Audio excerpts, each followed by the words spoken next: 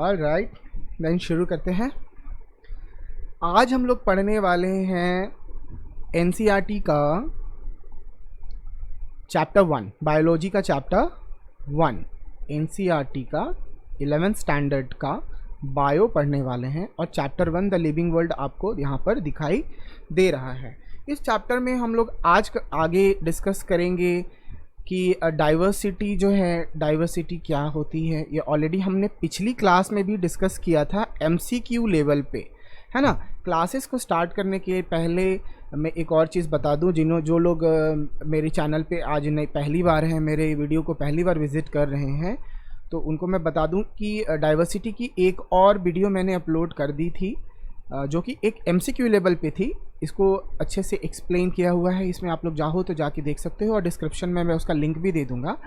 और पढ़ाई को स्टार्ट करने से पहले आज हम ना पढ़ाई की एक नई स्ट्रेटजी डिस्कस करने वाले हैं। स्ट्रेटजी कुछ खास नहीं है, नॉर्मली है, बट आज से हम लोग किसी भी चैप्टर को ना 2 लेवल में करेंगे, ठीक है। एक लेवल होगा हमारा बेसिक लेवल और एक लेवल होगा हमारा एडवांस लेवल। चूँकि आप सब लोग नीट की प्रिपरेशन करने वाले हो, आगे जाके सबका सपना है कि नीट की प्रिपरेशन करनी है। मेरे भी जो बच्चे हैं जिनके साथ मैं कनेक्टेड हूँ, ठीक है, उनको भी यही है कि बस हमको सर किसी भी तरीके से नीट की प्रिपरेशन करनी है, चाहे कितने भी मुश्किलें आए, कितना भी प्रॉब्लम हो, हमको नीट की प्रिपरेशन करनी है और नीट क्वालिफाई करना है, ठीक है। तो राइट, तो हम लोग एक चीज़ ध्यान देंगे यहाँ पर कि हम लोग ना 2 लेवल में अपनी पढ़ाई को आगे बढ़ाएंगे, यानी हर चैप्टर के 2 लेवल होंगे। एक लेवल होगा बेसिक। इस बेसिक लेवल में हम लोग क्या करेंगे, हम लोग एनसीईआरटी को अच्छे से थॉरली रीड करेंगे, ठीक है। अच्छे से बुक रीडिंग करेंगे, जो हमारे चैनल का मेन मोटो है कि हम लोग बुक रीडिंग पर ध्यान देंगे, लाइन बाय लाइन अच्छे से समझेंगे उसको। हर एक वर्ड की मीनिंग समझनी है, हर एक लाइन की मीनिंग समझनी है। तो बेसिक लेवल में ही आपका जो नॉलेज होगा ना वो इतना बढ़ जाएगा कि आपको एडवांस लेवल में जब आप जंप करोगे तब आपको लगेगा यस, अब हमको कुछ और भी मिल रहा है यहाँ पर। एडवांस लेवल में क्या करेंगे, एडवांस लेवल में हम लोग ऐसे रिफ्रेशर्स का यूज़ करेंगे जिसकी हेल्प हमको लेनी होती है, ठीक है। हम रिफ्रेशर्स देखेंगे, उसके साथ में कुछ मैगजीन्स है वो देखेंगे, और जो भी अलग अलग बुक्स हैं और मेरे अपने जो नोट्स हैं वो मैं आपको एडवांस लेवल में प्रोवाइड करा दूंगा, जो हमारी एडवांस लेवल की वीडियो होगी, ताकि आप लोग ना हर तरीके से एकदम कॉन्फिडेंट रहो, ठीक है। तो चलो आगे शुरू करते हैं। और हाँ, जिन्होंने मेरा चैनल को सब्सक्राइब नहीं किया वो सब्सक्राइब कर दो। बॉस क्या यार तुम लोग इतने आलसी हो, बस एक लाल वाला बटन ही तो दबाना है बंधु, अरे दबा दो यार, क्या चला जाता है ना। चलिए सर का थोड़ा सा हेल्प कीजिए और सब्सक्राइब कर दीजिए। तो शुरू करते हैं। और हाँ, ये जो मेरा जो फॉर्मेट है, आप लोग अपनी बुक निकालिए 11th स्टैंडर्ड की, उसमें जो चैप्टर है द लिविंग वर्ल्ड, ये सेम फॉर्मेट है, सेम है सब कुछ, बस मेरा जो वीडियो का फॉर्मेट है वो थोड़ा अलग है। बाकी जो मटेरियल है, मैटर है, वो सब एज ए एनसीईआरटी वाला ही है, ठीक है ना। स्टार्ट करते हैं। How wonderful is the living world, है ना। हमारा लिविंग वर्ल्ड तो बहुत ही वंडरफुल है, इसमें कोई डाउट नहीं है ना। हमारे लिविंग वर्ल्ड में आप रहते हो, हम रहते हैं, है ना, पूरी दुनिया है, प्यारी सी दुनिया। The wide range of living types of amazing is amazing, है ना, बहुत अमेजिंग वर्ल्ड है, इतनी अमेजिंग है कि क्या ही बोलूँ मैं। The extraordinary habitats in which we find living organisms, be it cold mountains, cold mountain से भी हो सकता है ना, ठंडी ठंडी जो हिल स्टेशंस होते हैं। अभी गर्मियों में बहुत सारे लोग गए हिल स्टेशन का आनंद लेके आए गर्मियों की छुट्टी में, है ना।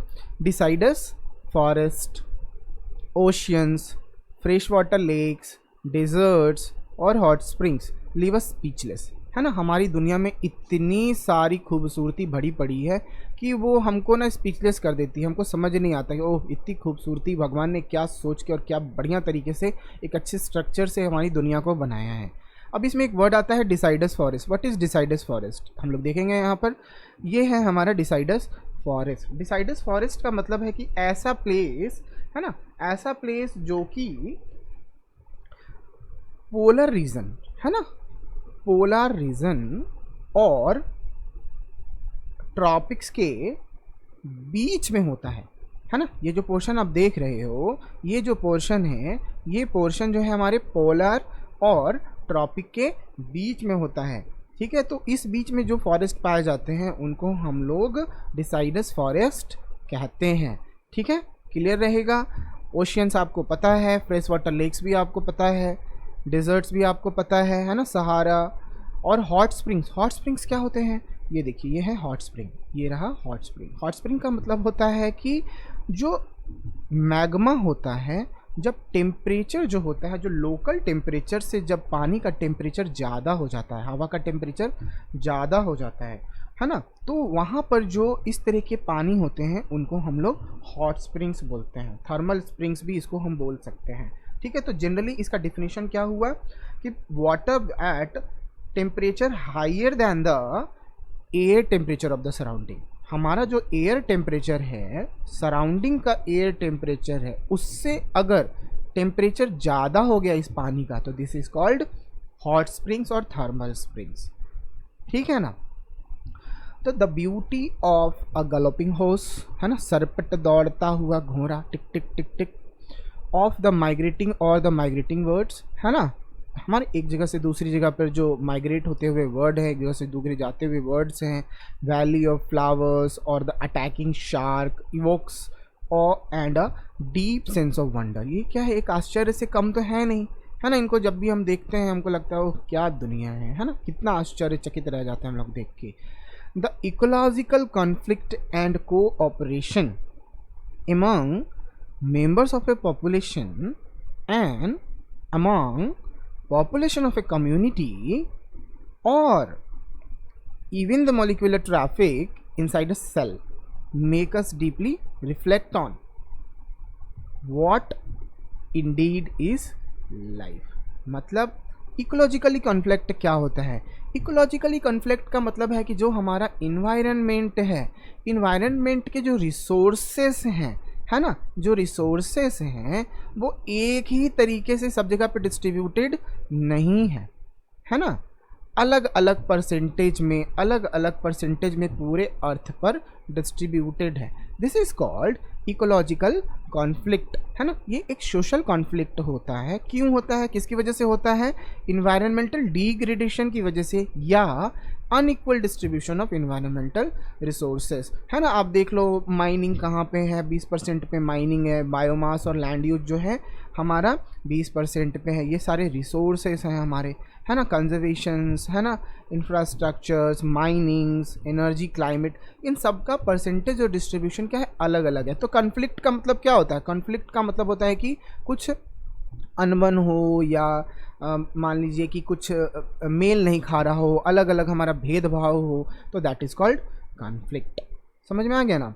तो जो हमारा ecologically conflict and cooperation among members of A population, है ना, कॉन्फ्लिक्ट भी है और कोऑपरेशन भी है। ऐसा नहीं कि बस एक दूसरे से सहमत नहीं है, हम लोग सहमत भी हैं।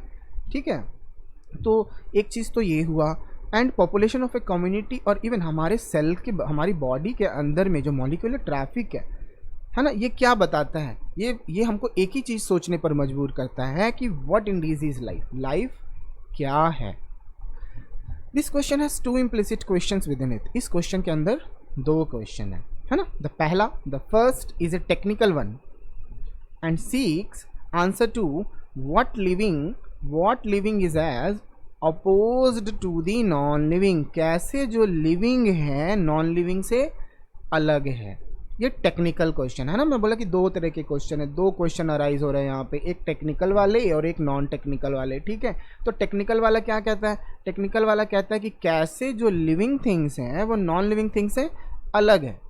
And the second is a philosophical one, philosophy के स्टाइल में है। वो क्या कहता है? What is the purpose of life, आखिर जिंदगी का मकसद क्या है, पर्पस क्या है ना। तो इसको हम लोग समझ सकते हैं अच्छे से। अब कोई बोलेगा अरे यार ज़िंदगी का मकसद तो जीना है, कुछ हासिल करना है, कुछ बनना है। हाँ बिल्कुल सही है। तो ये एक है ना, फिलोसफिकल टाइप का आंसर हो गया, मेरे ज़बान पर चढ़ नहीं रहा था। तो फिलॉसफी के स्टाइल में हमने ये बोल दिया, ठीक है। लेकिन टेक्निकली हमको क्या करना है, ये फिलॉसफी वाले आंसर पे नहीं जाना। हम लोग बायो पढ़ रहे हैं, as a scientist, as a student, we shall not attempt answering the second question. Second question पर हमको ध्यान, फिलॉसफी पे ना जाना नहीं है। ज़िंदगी यही है ना, ज़िंदगी का मकसद है जीना। ये वाला स्टाइल हम लोग छोड़ देंगे और आमिर खान वाले स्टाइल पे चले जाएंगे, है ना। 3 इडियट्स देखिए आपने। सर टेक्निकल वाला, टेक्निकल तरीके से बताइए सर। जो लाइफ होती है ना, उसमें जो लिविंग थिंग होता है वो नॉन लिविंग थिंग से अलग होता है। क्या क्या अलग होता है ये हम आपको बताते हैं सर, है ना। तो फिर टीचर बोलेगा अरे कहना क्या चाहते हो, वो वाला टाइप में। ठीक है, नेक्स्ट आगे बढ़ते हैं। तो अगला जो टॉपिक है, हम लोग ध्यान देंगे कि लाइफ क्या है। समझ में आ गया ना, लाइफ क्या है, व्हाट इज़ लाइफ। लाइफ के बारे में अब हम लोग आगे पढ़ेंगे। ठीक है, diversity in the living world 1.1। If you look around you will see a large variety of living organisms. हमारे पास में बहुत ही लार्ज वैरायटी है, इतने सारे ऑर्गेनिजम्स हैं कि हम लोग उसको सही से अभी तक काउंट भी नहीं कर पाए हैं, बस एक अंदाज़ा लगाते हैं कि इतने नंबर ऑफ ऑर्गेनिजम्स हैं।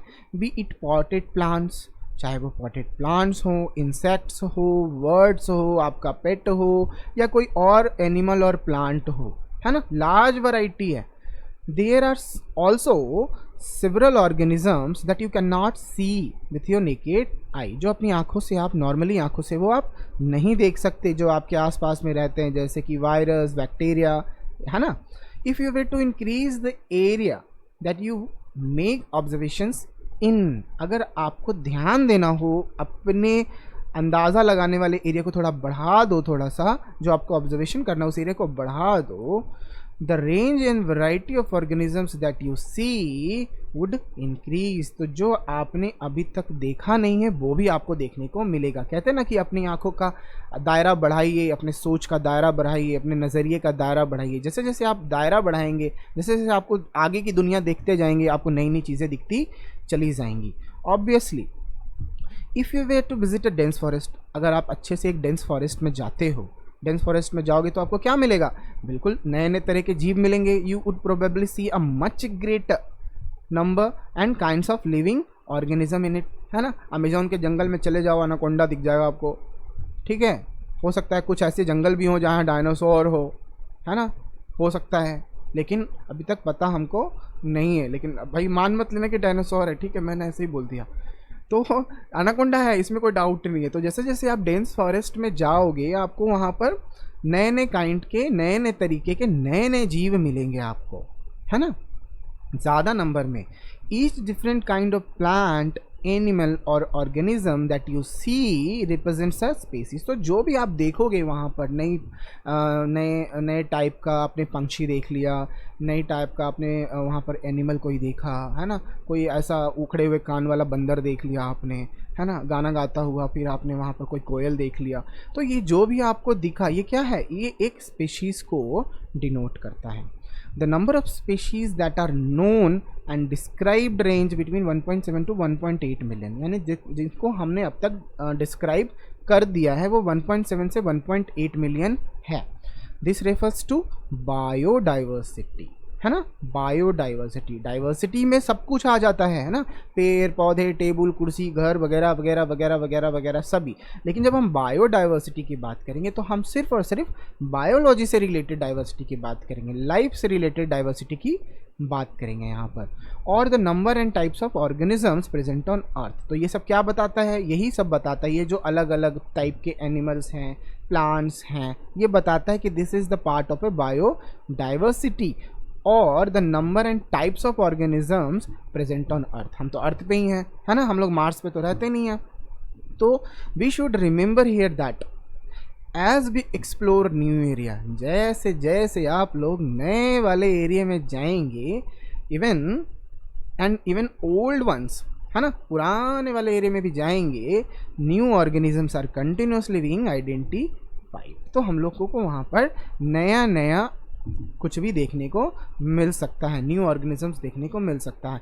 हो सकता है ओल्ड वाले जो ऑर्गेनिजम्स होंगे उनमें कुछ ना कुछ इवोल्यूशन हो गया होगा, आज से 500 साल पहले वो इवोल्यूशन नहीं था, लेकिन अब वो इवोल्यूट होके एक नए ऑर्गेनिज्म, नई स्पीशीज़ में प्रकट हो गए होंगे। तो जब आप जाओगे तो देखोगे, आप हमेशा सुनने को मिलता है ना, एक नए तरह का जीव मिला अमेज़न के जंगल में, सहारा रेगिस्तान में एक ऐसा जानवर मिला, है ना, जो ऐसे गाना गाता हो।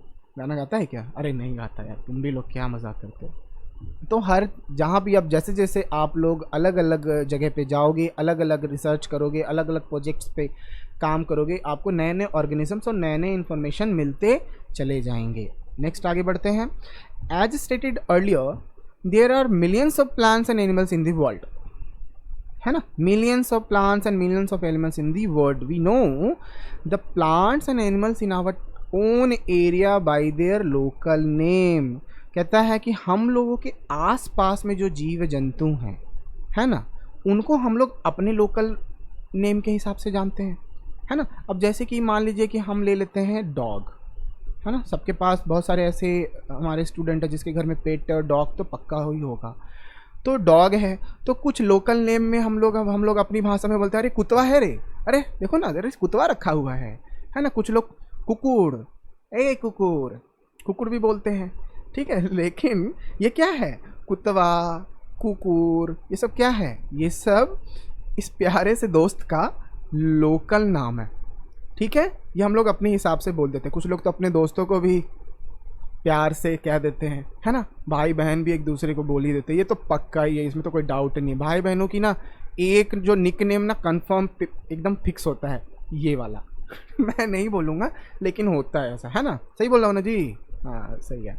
तो ये जो लोकल नेम था हमारा, कुतवा, कुकुर या कुक्का, ये जो भी हो, तो ये सब क्या है, इस प्यारे से भाई का, है ना, लोकल नेम था। लेकिन हमारे एक यूनिवर्सल नेम है, जो बायोलॉजिकल नेम है, उसको बोलते हैं कैनिस ल्यूपस फैमिलियरिस, ठीक है। ये डॉग का बायोलॉजिकल नेम है। तो ये क्यों है, क्यों है, कहता है कि these local names would vary from place to place. एक जगह से दूसरी जगह जाओगे तो हर एक एनिमल्स या ऑर्गेनिजम्स या प्लांट्स का अलग अलग नाम आपको देखने को मिलेगा, है ना। Even within a country probably you would recognise the confusion. तो बहुत जगह पे अब जैसे कि जो बंगाल वाले हैं या उड़ीसा वाले हैं वो कुकुर बोल देते हैं, तो बहुत सारे लोगों को कुकुर नहीं समझ में आएगा, या हम बोल देंगे अरे कुतवा है क्या जी तुम्हारे घर में, अरे कुतवा किसका है, देखो ना जी बड़ा अच्छा कुतवा है। तो बहुत सारे लोग समझेंगे क्या बोल रहा है। तो अलग अलग प्लेस पे जिस नाम से हम अपने ऑर्गेनिज्म, एनिमल्स, प्लांट्स को जानते हैं तो कन्फ्यूजन क्रिएट होता है ना। अब हम जाएंगे, probably you would recognize the confusion that would be created if you did not find ways and means to talk to each other। अगर आपको एक दूसरे की भाषा नहीं पता है ना, तो बोला कुतवा, बोला कुकुर, तब समझ में नहीं आया, एक ही चीज़ बोल रहे हैं लेकिन अलग अलग बोल रहे हैं। अगर आपको उसकी भाषा नहीं आती है तो आपको कन्फ्यूजन होगा यहाँ पे। To refer to organisms we are talking about. इसीलिए हमारे प्यारे साइंटिस्टों ने क्या करा, hence there is a need to standardise the naming of living organisms. तो बोला भैया कोई ऐसा तरीका ढूंढो कि कुतवा और कुकुर वाला जो हिसाब किताब ना ख़त्म हो जाए, क्योंकि जब हम पढ़ाई करेंगे तो बिहार वाला लिख देगा कुतवा और उड़ीसा वाला लिख देगा कुकुर, ठीक है। तो ये नहीं चलेगा, ठीक है। एक यूनिवर्सल नाम ढूंढो जो सब लोग लिख सके पढ़ाई लिखाई में, ठीक है। घर में जो बोल लो लेकिन जब आंसर राइटिंग करो तो उसी को यूज़ करो। Hence there is a need to standardise the naming of living organism such that a particular organism is known by the same name all over the world। हमने क्या करा, एक स्टैंडर्डाइज किया, यानी कि एक स्टैंडर्ड बनाया। किस चीज़ का स्टैंडर्ड बनाया, नाम रखने के लिए। किसका नाम रखने के लिए, लिविंग ऑर्गेनिजम्स का नाम रखने के लिए। And this process is called nomenclature. तो नॉमेनक्लेचर क्या हुआ बताओ ज़रा। नॉमेनक्लेचर एक ऐसा स्टैंडर्ड है जो लिविंग ऑर्गेनिजम्स का नाम रखने के लिए यूज़ किया जाता है। तो नॉमेनक्लेचर से समझ में आया भाई, नामकरण करना है, ठीक है। ऑब्वियसली नॉमेनक्लेचर और naming is only possible when the organism is described correctly and we know to what organism the name is attached to. Read करने का तरीका आपको कॉपी करना है, जिस तरीके से मैं रीड कर रहा हूँ, वर्ड बाय वर्ड तोड़ तोड़ कर आपको भी कुछ इसी तरीके से वर्ड बाय वर्ड तोड़ तोड़ कर रीडिंग करने की आदत डालनी है। जो हमारे तेज तरार जो लइकवन सब है, तेज तरार लइकवन तो कैसी वो पढ़े लेगा दर दर दर दर दर दर करके, उनको तो समझ में आ जाएगा। लेकिन जो हमारे वीक वाले बच्चे हैं जिनको एक ही बार में समझ में नहीं आता, तो आपको क्या करना है, जल्दी समझना भी है और टाइम भी बचाना है। तो आप लोग ना आराम आराम से धीरे धीरे पढ़ो। देखो हड़बड़ाने की ज़रूरत नहीं है। अगर आपको लग रहा है कि ये बोरिंग लेक्चर है, इसमें मेरा टाइम ज़्यादा जा रहा है, तो आप प्लीज़ स्विच कर लो वीडियो। आप अच्छे टीचर से पढ़ लो, जो बहुत अच्छे अच्छे टीचर्स अवेलेबल हैं, मैं बहुत एडमायर करता हूँ उन लोगों को, उनसे भी पढ़ लो। लेकिन जो बच्चे मुझसे जुड़े रहना चाहते हैं वो प्लीज़ पढ़ने का यही तरीका इस्तेमाल कीजिए स्टार्टिंग में। जैसे जैसे आपका लेवल बढ़ता चला जाएगा वैसे वैसे आप भी एक्सपर्ट हो जाओगे, ये मेरी गारंटी है, ठीक है। तो ऑब्वियसली नेम नॉमेनक्लेचर और नेमिंग इज ओनली पॉसिबल। कब पॉसिबल है nomenclature? When the organism is described correctly. हमको अच्छे से डिस्क्राइब कर लिया तभी ना हम उसका नाम रख सकते हैं। अब जैसे कि क्या होता है, एक तरफ रख दिया बंदर और एक तरफ रख दिया गोरिल्ला, एक ही स्पेशीज के हैं, लेकिन हमको डिस्क्राइब करना पड़ेगा ना, ये गोरिल्ला है, ये बंदरवा है, ठीक है, ये किंग कोंगवा है।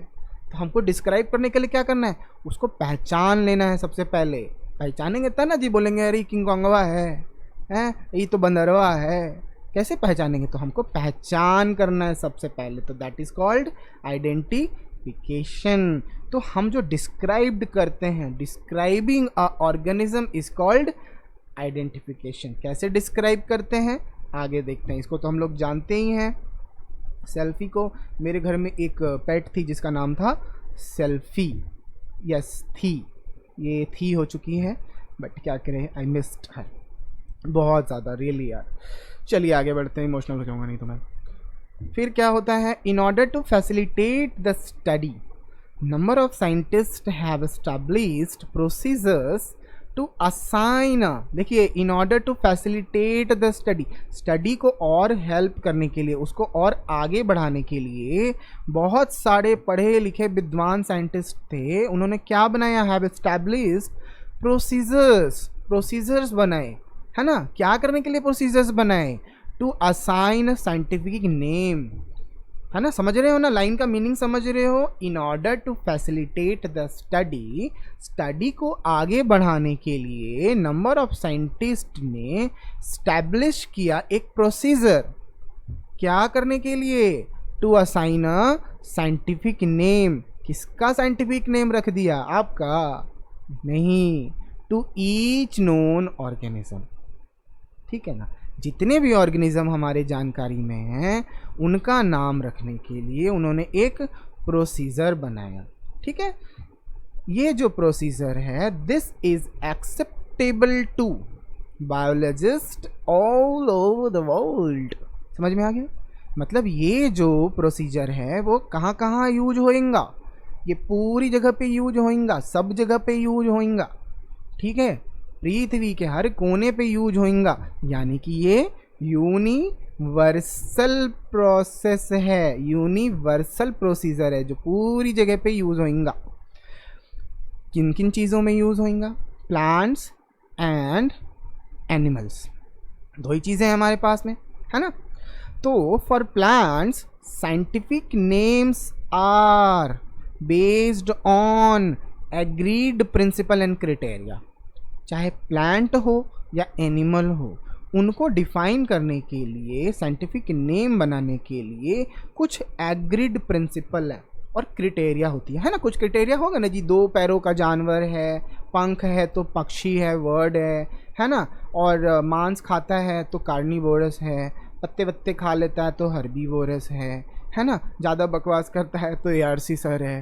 तो कुछ भी हो सकता है, हम भी तो प्राणी हैं, एक ऑर्गेनिज्म मैं भी तो हूँ। तो एक क्राइटेरिया तो हुई, है ना, क्राइटेरिया तो है, बिना क्राइटेरिया के हम किसी को भी डिफाइन नहीं कर सकते। तो प्लांट के लिए या एनिमल के लिए उनका जब साइंटिफिक नाम रखना था तो वो किस पर बेस्ड है, उनका साइंटिफिक नेम किसके ऊपर बेस्ड है, on agreed principles and criteria. कोई पूछेगा कि भाई बताओ साइंटिफिक जो नेम है ऑर्गेनिजम्स के वो किसके ऊपर बेस्ड है, तो बोलेंगे कि ऐसा है सर, वो ना कुछ अपने प्रिंसिपल्स और क्राइटेरिया होते हैं जो कि एग्रीड होते हैं ऑल ओवर द वर्ल्ड, उन्हीं के बेसिस पर हम साइंटिफिक नेम रख देते हैं। विच आर प्रोवाइडेड इन, अब अगर प्लांट की बात करेंगे तो which are provided in international code for botanical nomenclature. समझ में है, बड़ा सा नाम है, ICBN, which are provided in international code for botanical nomenclature. ये एक संस्था है, ठीक है, आप लोगों ने इसके बारे में पहले सुना है, आपने क्लास करी है, ठीक है। ICBN का एक कैंपस होता है, ठीक है। द हेड ऑफिस जो है ICBN का वो नीदरलैंड में है, अट्रैक्ट एक जगह है इनका।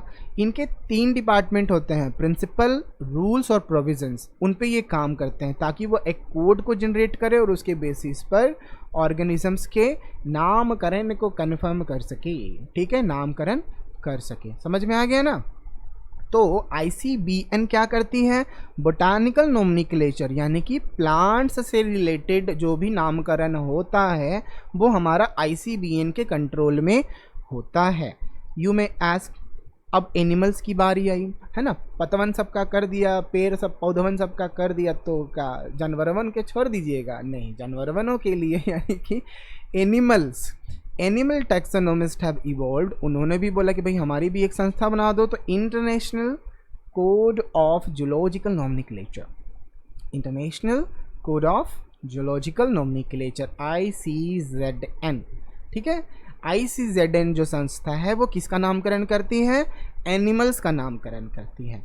चलिए इसके बारे में भी देख लीजिए ये कहाँ कहाँ पे है। ऐसे तो ये हर कंट्री में होती है, लेकिन इसका जो रिसर्च होता है वो सिंगापुर के यूनिवर्सिटी ऑफ सिंगापुर में होता है 2014 के बाद से, ठीक है। इंटरनेशनल कोड ऑफ बोटानिकल वाला जो है पार्ट, पेड़ पौधा वाला ICBN और जीव जानवर वाला ICZN, क्लियर है ना जी। देखो नहीं समझ में आ रहा है तो कमेंट किया करो आप लोग कुछ बच्चे हैं जो वीडियो देखते हैं, सब्सक्राइब तो भी नहीं करते हैं, कमेंट वो नहीं करते हैं, शेयर तो पता नहीं करते हैं कि नहीं करते हैं, ठीक है। अगर थोड़ा अच्छा लग रहा है तो सब्सक्राइब कर दो यार, ठीक है। देखो जल्दी से जल्दी सब्सक्राइब करना है, मेरा एक टारगेट है, चैनल जितनी जल्दी सब्सक्राइब मतलब स्ट्रांग होगा, इसके पीछे बहुत बड़ा टारगेट है बॉस। आप लोगों को मैं शेयर करूँगा जब थोड़ा सा कुछ लेवल में आ जाएंगे, तो एक पर्सनल मेरा अपील है आप लोगों से, वो मैं शेयर करूँगा, पर्सनल और बहुत ही इमोशनल है, ठीक है। इस चैनल को स्टार्ट करने के पीछे बहुत बड़ा रीज़न है, तो चलो इमोशनल ना होते हुए एकदम मस्त रहते हैं। तो आप लोग ना चैनल को सब्सक्राइब करो, बहुत सारे लोग वीडियो देख रहे हैं सब्सक्राइब नहीं करें, मेरी पर्सनल अपील है उनसे, जो भी वीडियो देख रहे हो आपकी काम की है तो आप ज़रूर सब्सक्राइब करो, अगर आपकी काम की नहीं है तो आप उसके लिए सब्सक्राइब कर दो जो बच्चे पढ़ रहे हों, ठीक है ना। तो प्लीज़ आप लोग चैनल को सब्सक्राइब कीजिए, कमेंट कीजिए अगर आपको समझ में आता है और जो नहीं समझ में आता है तो, ठीक है। चलिए आगे बढ़ते हैं। The scientific names ensure that, scientific name क्या इंश्योर करेगा कि that each organism has only one name. अब एक डॉग का नाम ना सिर्फ डॉग को ही रखेंगे, ठीक है। कोई कैट है या कोई उल्फ है, अगर वो डॉग जैसा दिखता है तो ऐसा नहीं कि उल्फ को हम लोग कुतवा बोलना शुरू कर देंगे, ठीक है। उसके आत्मसम्मान पे खतरनाक वाला ठेस लग जाएगा, अरे हम उल्फ हैं हमको साला डॉग बोल रहा है, बताओ तो, हैं इज्जत है ही नहीं हमारी दुनिया में, ठीक है। उसी तरीके से डॉग को आप कैट नहीं बोल सकते हो, तो यानी कि हर ऑर्गेनिजम्स का, एक स्पेशीज़ का एक ही नाम है, ठीक है। हर ऑर्गेनिज्म का एक ही नाम होना चाहिए, ये हमारे साइंटिफिक नेम का खासियत हो गया, ठीक है। Description of any organism should enable the people to arrive at the same name, है ना, in any part of the world. Description of any organism should enable, तो जब हम उस एनिमल का डिस्क्रिप्शन करेंगे इसके लिए बड़ा सा एस्से लिखा जाएगा। डिस्क्रिप्शन का मतलब है कि एक इसके ऊपर जब एक एस्से लिखा जाएगा बायोलॉजिकल फॉर्म में, तो उसमें जो भी एक्सप्लेनेशन होगा उसको पढ़ने के बाद ये क्लियर हो जाएगा कि ये हमारे प्यारे से दोस्त के बारे में कहा गया है, ठीक है। पूरे वर्ल्ड में सेम तरीका रहेगा, तो to arrive at the same name. They also ensure that, और क्या इंश्योर करेंगे कि such a name has not been used for any other non organism. समझ में आ गया।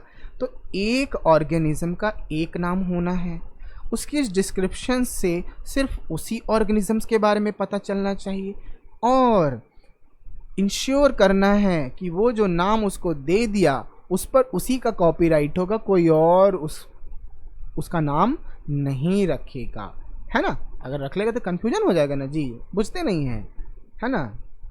चलिए तो आगे बढ़ते हैं। Biologists follow universally accepted principal, वो क्या फॉलो करेंगे, जाहिर सी बात है कि वो यूनिवर्सली एक्सेप्टेड प्रिंसिपल फॉलो करेंगे। किस लिए फॉलो करेंगे, to provide scientific names to known organisms. समझ रहे हो ना। देखो लाइन बाय लाइन का मेन मोटो बिल्कुल क्लियर होना चाहिए, ठीक है। मेरे इस चैनल का मेन जो मोटो है वो बिल्कुल ही क्लियर होना चाहिए, ठीक है, कि लाइन बाय लाइन आपको एकदम क्लियर होना चाहिए, हर वर्ड अच्छे से समझ में आना चाहिए। हो सकता है कुछ छूट भी जाता हो तो आप लोग कमेंट कर डालना, ठीक है। Biologist follow universally accepted principal, है ना, यूनिवर्सली एक्सेप्टेड प्रिंसिपल फॉलो करते हैं। किस लिए फॉलो करते हैं? To provide scientific names. किसके लिए? तो ऑर्गेनिजम्स के लिए, है ना। Each name has two component. जो भी हम नाम लिखते हैं उसके दो कॉम्पोनेंट होते हैं। पहला द जेनरिक नेम, एक तो होता है जेनरिक नेम और दूसरा होता है स्पेसिफिक एपिथेट। समझ में आ रहा है? Generic name and specific epithet समझ में आ रहा है? इसको भी हम लोग आगे देखेंगे। This system of providing a name with two components is called binomial nomenclature.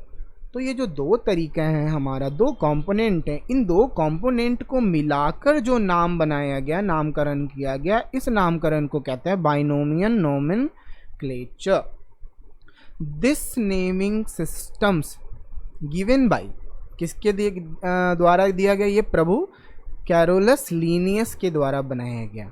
Is being practised by biologist all over the world. तो आज जो हम लोग नॉमेनक्लेचर का सिस्टम पढ़ रहे हैं, ये सिस्टम हमको कैरोलस लीनियस के द्वारा दिया गया, जिसको हम लोग अच्छे से फॉलो करते हैं। This naming system using a two word format, दो वर्ड फॉर्मेट में हम लोग नॉमेनक्लेचर बनाते हैं, बस फाउंड कन्वीनियंट, है ना, जो हमको कन्वीनियंट लगता है। Let us take a example. आम, मैंगो, सबने खाया, गर्मियों का स्पेशल फ्रूट है ना। Let us take the example of mango to understand the way of providing scientific name better, है ना। चलो मैंगो की बलि चढ़ाते हैं यहाँ पे। कहता है the scientific name of mango is written as Mangifera indica. बहुत सारे लोग इसको मैंजीफेरा इंडिका भी बोलते हैं, ठीक है। तो आप लोगों को जो सही लगेगा वो आप एक्सेप्ट कर लेना, जो सही नहीं लगेगा उसके लिए सॉरी। तो Mangifera indica, let us see how it is a binomial name, है ना। तो इसमें देखो दो नाम को मिलाया गया है। पहला जो नाम है वो है मैंगीफेरा। वो क्या रिप्रेजेंट करता है? मैंगीफेरा रिप्रेजेंट द जीनस, उसकी जाति, कि वो कौन सी जाति का है? इंडिका जाति का है ना। इज अ पार्टिकुलर स्पेसीज, दो चीजें होगी। In this name Mangifera represent the genus while indica, sorry, है ना, indica is a particular species, है ना। मैंजीफेरा जो है एक जाति बताता है और इंडिका जो है उसकी स्पेशीज बताता है। इज ए पार्टिकुलर स्पेशीज और अ स्पेसिफिक एपिथेट। समझ में आया? मैंगीफेरा जो है हमारा वो जाति और इंडिका जो है उसकी species. Other universal rules of nomenclature are as follows. बीच में थोड़ा सा मिसटंग हो गया था, तो आप लोग ध्यान दीजिएगा, फिर से ध्यान दीजिएगा कि जो मैंगीफेरा है वो क्या बताती है? जीनस बताता है, और इंडिका जो बताता है उसकी स्पेशीज बताता है, ठीक है। तो दो बाइनोमियल फॉर्मेट हो गया ना, दो नाम को मिलाकर एक नाम बनाया गया है। चलिए आगे बढ़ते हैं। Biological names are generally in Latin format. Latin एक तरह की भाषा होती है, उस फॉर्मेट में होती है, और रिटन इन इटैलिक्स, ऐसे ऐसे करके हल्का सा टेढ़ा टूढ़ा लिखा रहेगा, है ना। ये देखो यहाँ पे लिखा हुआ है मैंजीफेरा इंडिका, ठीक है। तो दो नाम को मिला के बना दिया तो बाइनोमियल हो गया फॉर्मेट, और इटैलिक्स में लिखा हुआ है, और ये लैटिन वर्ड है, ठीक है। दे आर लैटिनाइज्ड और derived from Latin irrespective of their origin, है ना। लैटिन वालों ने ना बहुत अच्छा काम किया, कहीं से भी मिले, कोई भी ऑर्गेनिज्म कहीं से भी मिले, उनका नामकरण जो है लैटिन लैंग्वेज में ही ये लोग कर देते हैं। The first word in a biological name represent the genus. जो पहला वर्ड था, मैंने बताया पहला वर्ड क्या होता था? जीनस बताता था, उसकी जाति बताता था। While the second components denote the specific epithet, उसकी स्पेशीज बताता है, वो कौन सी स्पेशीज से है, कहाँ से आ गया, ठीक है। Both the words in a biological name when hand written are separately underline. तो जब हम लोग हाथ से लिखेंगे इसको इस तरीके से, तो सेपरेटली अंडरलाइन करना है।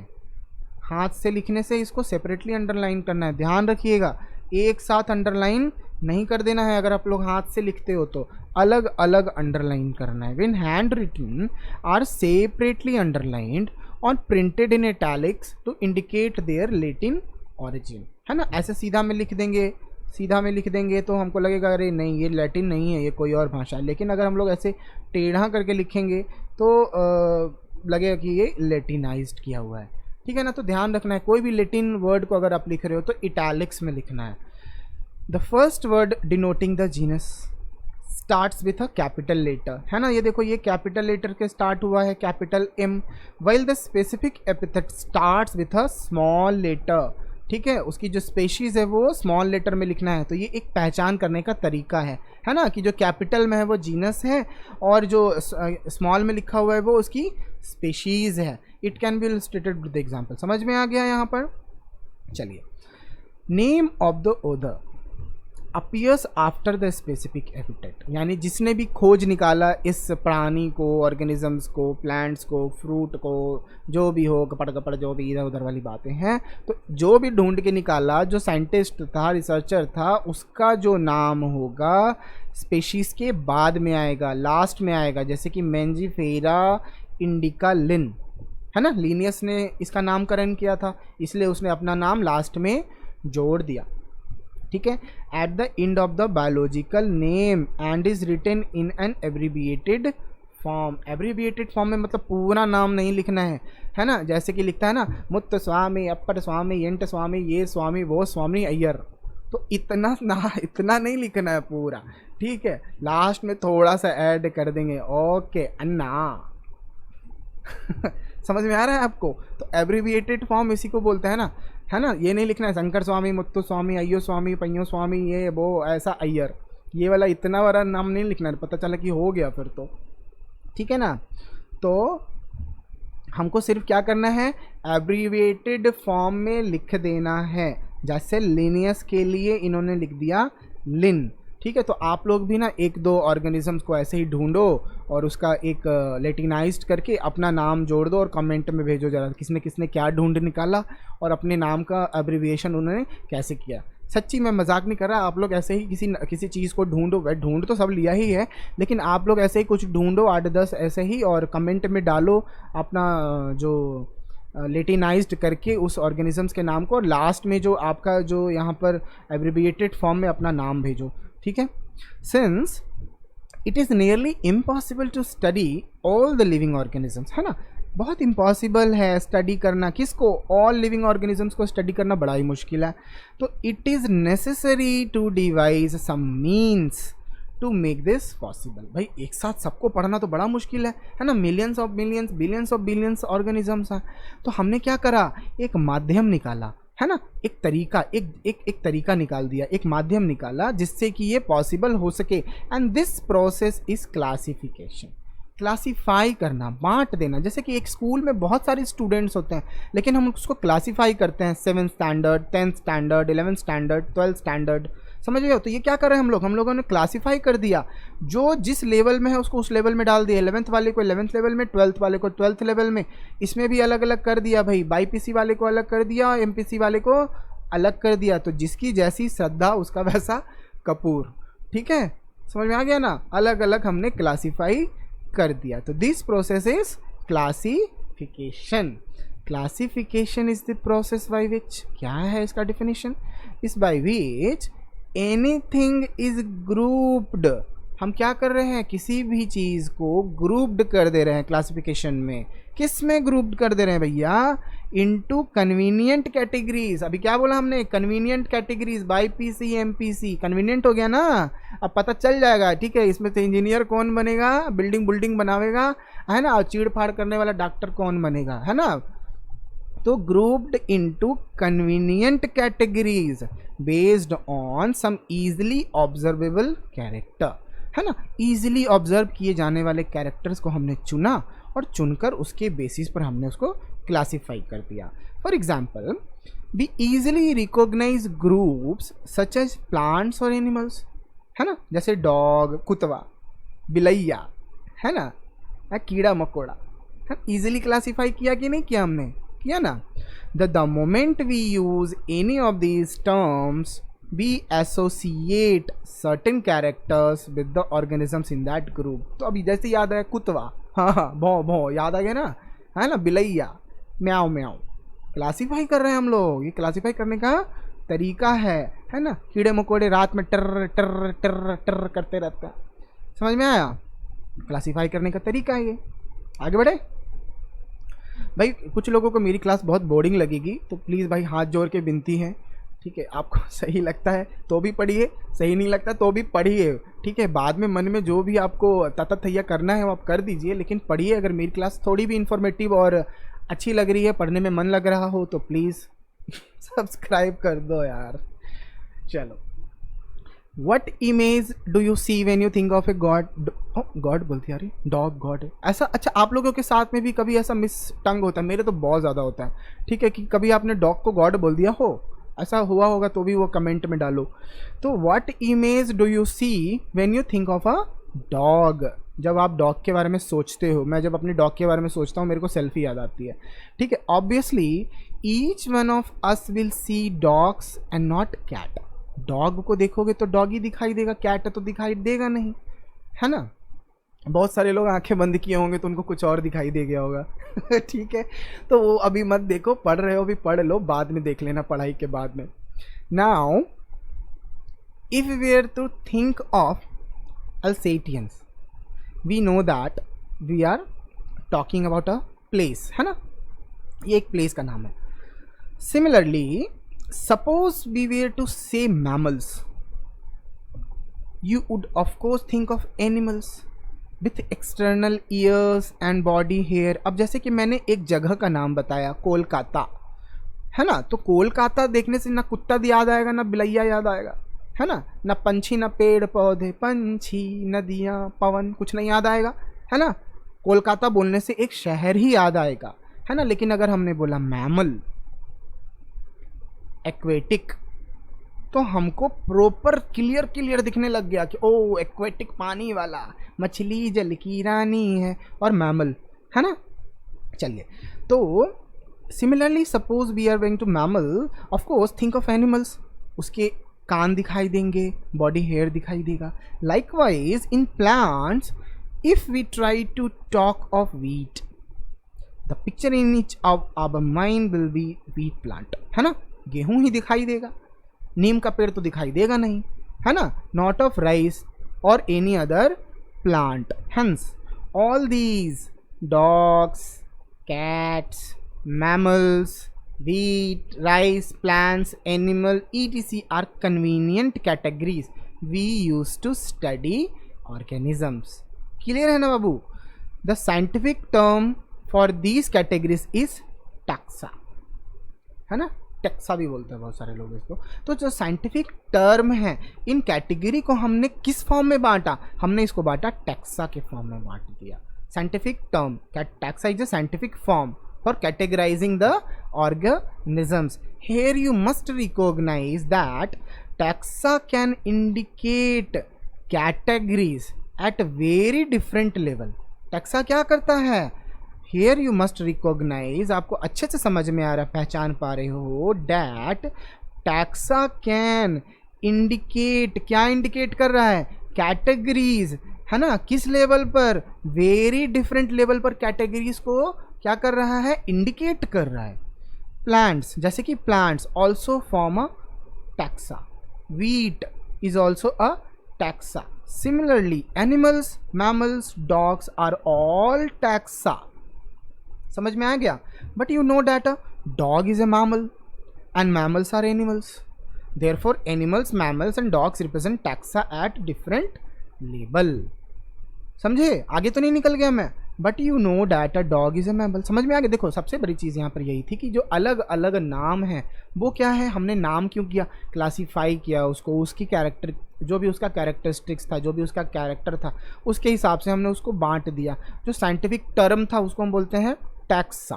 तो ये टैक्सा ही है, चाहे आप एनिमल बोल लो ये भी टैक्सा है, मैमल बोल लो ये भी टैक्सा है, डॉग बोल लो ये भी टैक्सा है, but at the different levels. Clear? आगे बढ़े, चलिए। Hence based on characteristics, characteristics के बेस्ड पर all living organisms can be classified into different taxa. किसके बेसिस पर? कैरेक्टरिस्टिक्स के बेसिस पर। किसके लिए? ऑल लिविंग ऑर्गेनिजम्स के लिए क्या किया गया, कैन बी क्लासिफाई किया गया, किस में, इसमें, into different taxa. Based on characteristics, all living organisms can be classified into different taxa. This process of classification is called taxonomy. आगे पढ़ोगे आप लोग अच्छे से डिटेल में, है ना. इसी प्रोसेस को, किस प्रोसेस को, कैरेक्टरिस्टिक्स के बेसिस पर ऑल लिविंग ऑर्गेनिजम्स के क्लासिफाई करने के, डिफरेंट लेवल पे क्लासिफाई करने के तरीके को, डिफरेंट टैक्सा में क्लासिफाई करने के तरीके को टैक्सोनॉमी कहते हैं.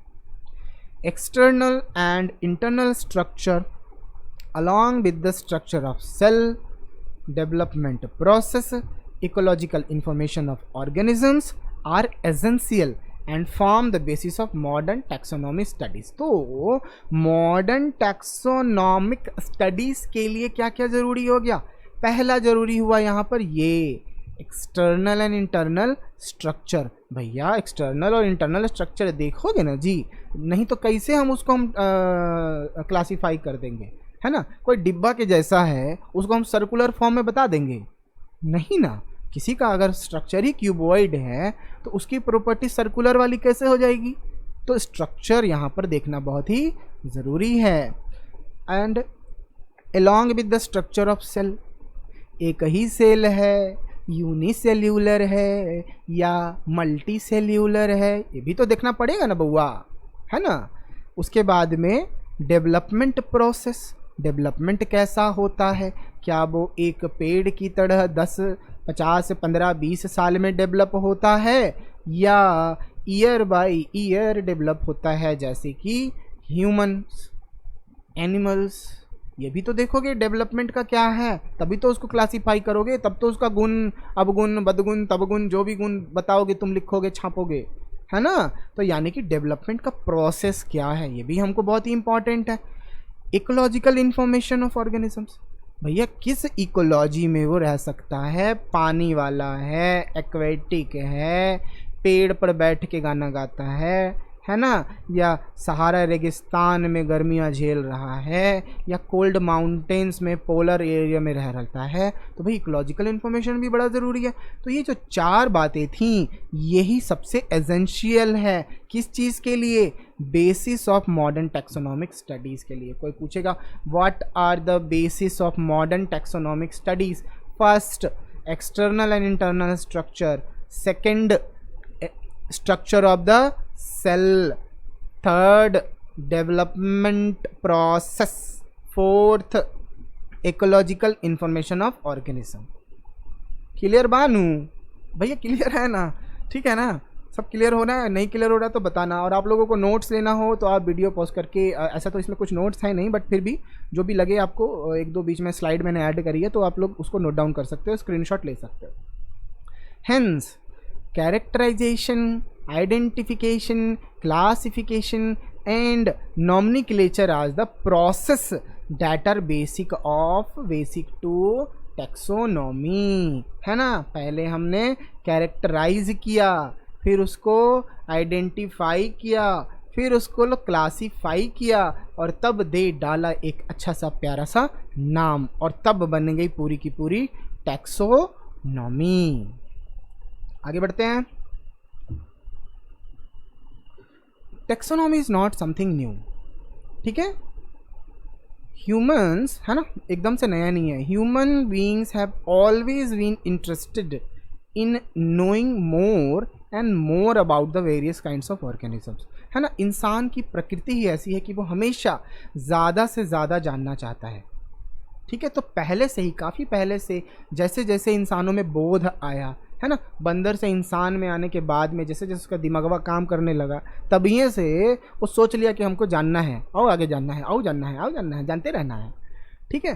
पार्टिकुलरली विथ के साथ, particularly with reference to their own use, किसके लिए जानना है, हर इंसान किसके लिए जानना चाहता है, खुद के लिए. आप पढ़ रहे हैं तो किसके लिए पढ़ रहे हैं, खुद के लिए ना पढ़ रहे हैं जी, बगल वाला पड़ोसिया के लिए नहीं ना पढ़ रहे हैं. कुछ लोग होगा, कुछ लोग होगा बगल वाले पड़ोसी के लिए पढ़ रहा होगा, हम बताएंगे नहीं वो सीक्रेट, ठीक है, तो in early days human beings needed to find sources for their basic needs of food, है ना। सबसे पहले तो हमने फूड की ही खोजबीन शुरू की, तलाश शुरू की। तो human beings needed to find, है ना, उनको क्या ढूंढना था? सोर्सेस। किस चीज़ का sources? For their basic need of food, basic need of clothing and basic need of shelter. भाई यही तो 3 चीज़ें ढूंढ रहे थे, रोटी, कपड़ा और मकान, यही चाहिए हमको।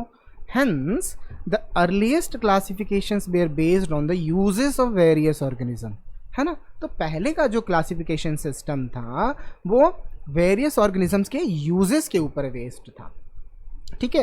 Human beings were since long and not only interested in knowing more about different kinds of organisms and their diversities। थोड़ा आगे बढ़ा, ह्यूमन बींग्स वेयर, जो पहले के ह्यूमन बींग्स थे, सिंस लॉन्ग, बहुत पहले से ही, नॉट ओनली इंटरेस्टेड इन, है ना, सिर्फ नोइंग मोर, सिर्फ इसमें ही उनकी इच्छा नहीं थी, इतनी नहीं थी कि हाँ बस इतना ही जानेंगे कि knowing more about a different kind of organism, है ना, सिर्फ ऑर्गेनिज्म के बारे में और उसकी डाइवर्सिटी के लिए नहीं जानना था, बस इतना ही नहीं जानना था, और भी बहुत कुछ जानना था। क्या जानना था?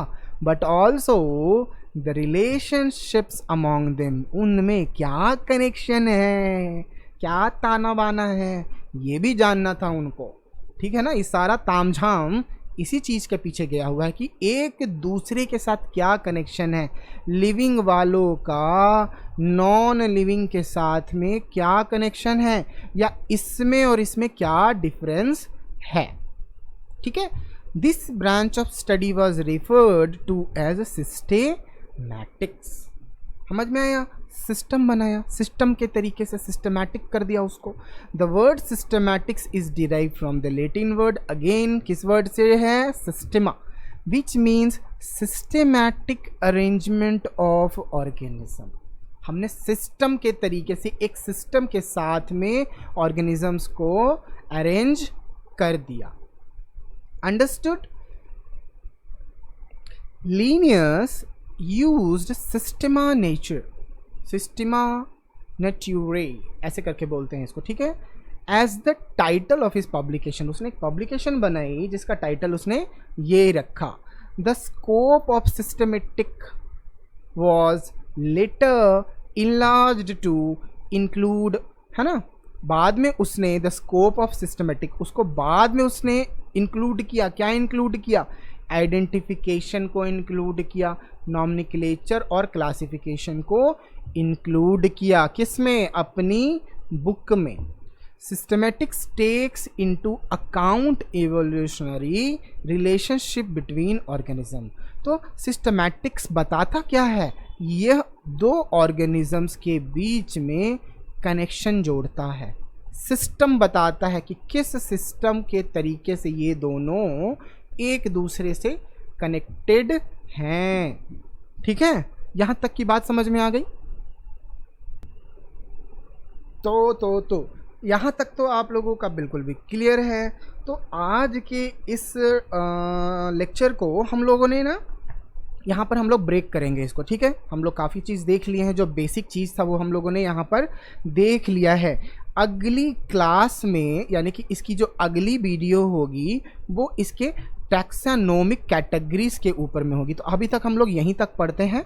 टैक्सानोमिक कैटेगरीज जो है एनसीईआरटी वाला पार्ट, उसको हम लोग अगले वीडियो लेक्चर में कंप्लीट करेंगे, ठीक है। तो आज आपने क्या करना है कि अब तक आपने जो आपने देख लिया उसको एक बार आप और रीड कर लो, अच्छे से एक बार और समझ लो। इसमें से अगर कुछ नोट्स आता है तो नोट्स आप लोग बना लो, ताकि आप लोग बाद में एग्ज़ाम से पहले उसको रिवाइज कर सको।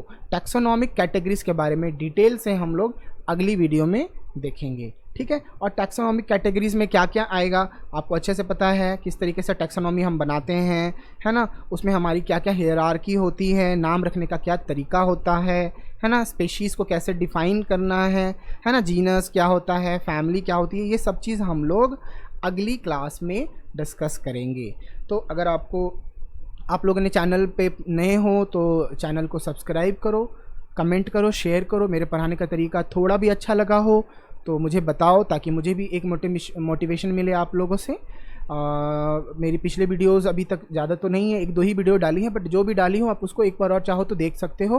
पिछला डाइवर्सिटी जो था वो MCQ रेंज पे था, आगे हम लोग पढ़ेंगे तो उसको और एक्सप्लेनेशन के साथ आगे देखेंगे। तो आज की वीडियो को यहीं पर रोकते हुए आप लोगों से मैं इजाज़त लेना चाहूँगा दोस्तों, और अगली वीडियो में हम लोग मिलेंगे इसी समय, इसी प्लेस, इसी जगह पे, है ना। थोड़ा ड्रामा भी करना पड़ता है ना, आप लोग बोलोगे अरे यार क्या टीचर है ये। तो टेंशन लेने की कोई ज़रूरत नहीं है, आप लोग धीरे धीरे ही सही बट बढ़ोगे, हम लोग धीरे धीरे ही बढ़ेंगे, ठीक है। कछुए वाली चाल चलेंगे हम लोग, खरगोश से बिल्कुल भी रेस नहीं लगाएंगे, याद रखना है, हड़बड़ाना नहीं है, ठीक है। धीरे धीरे चलना है। अभी एग्ज़ाम्स की अभी तक कोई भी नोटिफिकेशन नहीं आई है आप लोगों की, आपको बताया नहीं गया कब पेपर होने नहीं होने, जी किसके PTs एग्ज़ाम्स हैं या हाफ ईयरली क्वार्टरली जो भी आने वाले हों। तो धीरे धीरे चलेंगे और रेगुलर हम लोग चलते जाएंगे। हर रोज़ वीडियो आ रही है, ये अच्छी बात है। तो आप लोग भी जैसे जैसे आप लोग मेरा सपोर्ट करोगे ताकि मैं भी हर रोज़ वीडियो डालता रहूँ, ठीक है ना। चलिए तो अगली वीडियो में जल्दी ही मिलते हैं टेक्सोनोमिक कैटेगरीज के साथ, ठीक है। तब तक के लिए thank you very much, take care.